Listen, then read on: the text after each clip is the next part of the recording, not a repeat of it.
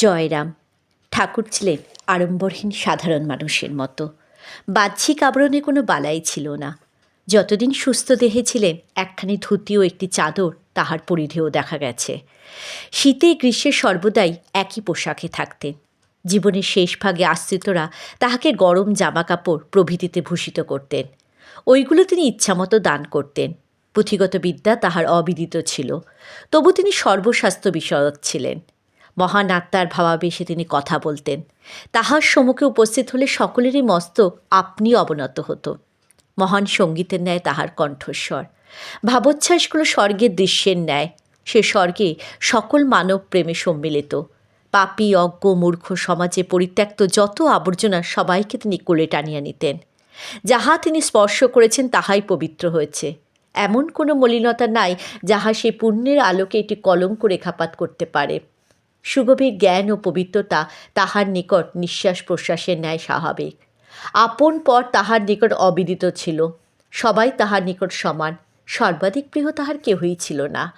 তাহার নিকট যিনিই থাকতেন মনে করতেন তিনিই ঠাকুরের অতি প্রিয়জন। বালক বালিকা যুবক যুবতী বৃদ্ধ বৃদ্ধা সবাইকে তিনি আপনি বলে সম্বোধন করতেন। এমনকি বাড়ির ঝি ভৃত্য রাস্তার কুলি মজুর যাহাদিওকে তাচ্ছিল্য করে তুমিই বা তুই বলে সম্বোধন করা হয় তাহাদিওকেও ঠাকুর আপনি বলতেন এবং সসম্মানে নিজের নিকটে আনিয়া বসাতেন। সকল জাতীয় ধর্মের মধ্যে তিনি সত্যকে দেখতেন। যাহা কিছু মঙ্গল যাহা কিছু সুন্দর সবই তাহার মধ্যে বর্তমান। প্রীতি ভক্তি ত্যাগ ও সেবায় তাহার সমগ্র জীবন নিবেদিত ছিল। যেখানেই তিনি উপস্থিত থাকতেন সেখানে সকল দুঃখ অনুযোগ স্তব্ধ হয়ে যেত।